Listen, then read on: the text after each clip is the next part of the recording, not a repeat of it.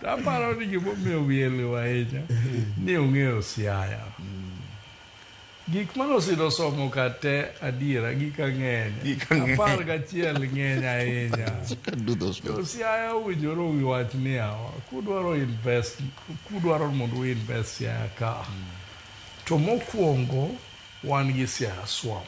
Mano is available resource. Now actually, resources Yala Swamp. Resources these are the available resources. And another thing, mabe yegi or Oscar. You know, actually next time, kelwa urusi isi of trade no ka. Mondo bed, mondo enumerate noa. Niki biro Siaya, mage ma emobru mi mondo invest karwakacha. And mondo guarantee ni county assembly of pay interfere kodi, the members of parliament of pay interfere kodi, the senator of pay interfere kodi, and the governor of pay interfere kodi upon signing of the MOU. And one more meal, what work mondo wabedi conference, mwake public, kendo wakete a poster maduong kabesa, manyaka ge light, digital be waketo, to kanga to biro milungo ni investor, to koro wadwa sign gini, kuma koro public onge. Niso ni okwa trust kata investors mabiro tiyo kodwa. To koko wanyal trust investors mabiro tiyo kodwa in our own community. Ere kaka wanyalo dwaro mondo gi invest. Mara riyo, it is not ni ngata mobile conference kachol alufa par. Wang'eyo maber ni to kichulo alufa par ni, mokwongo, it should be very clear. Alufa par michulo ni as an individual. Ichule ni odhi as on source revenue mar county, koso en pesa madhi organize the conference. Ichule account mopogore. Mano should be very clear. Gimomiyo awacho kamano ni kata obed mana ni chule account mopogore. Is it on source revenue for the county, or is it ni or the organized conference? Mano has to be very, very clear. Gimomiyo awacho kama en ma.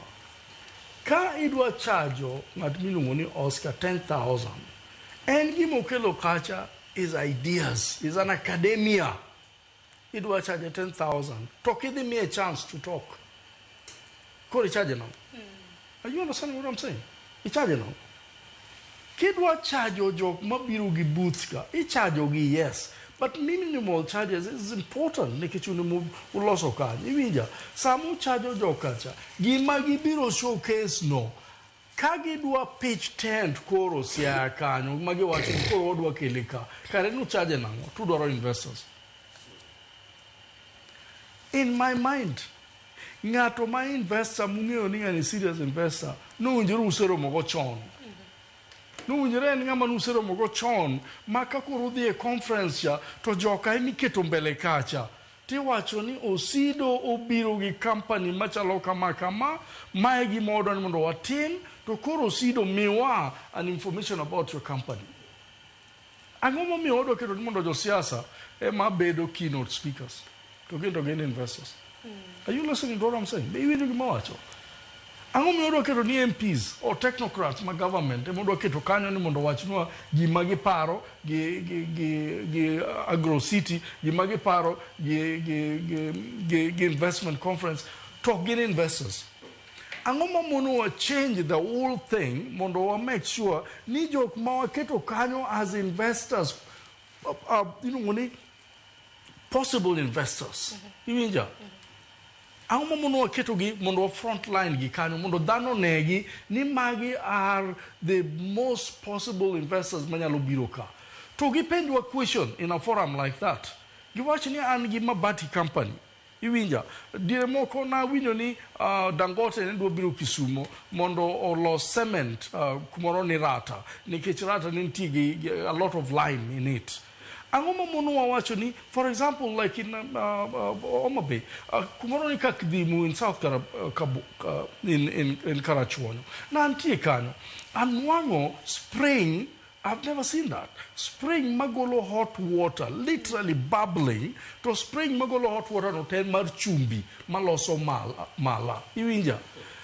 And kachung kacha, Sharon, mangio gicha, the first thing man came into my mind, ni ahumio pukungis investors gini. Ni getwanya loloso chumbi o mabei kat di mukanyo by just doing desiltation, literally.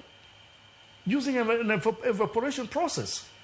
Iwinja, wanya loloso factory machumbi, maoma bei do winjoro se kao, jo chumbi moko ka lungo nango, ano no chumbi, logo moko chumbi mamo basaka. Can salt gini. No winjoro se kao jo can salt mo pitch gi kan kak di mukacha.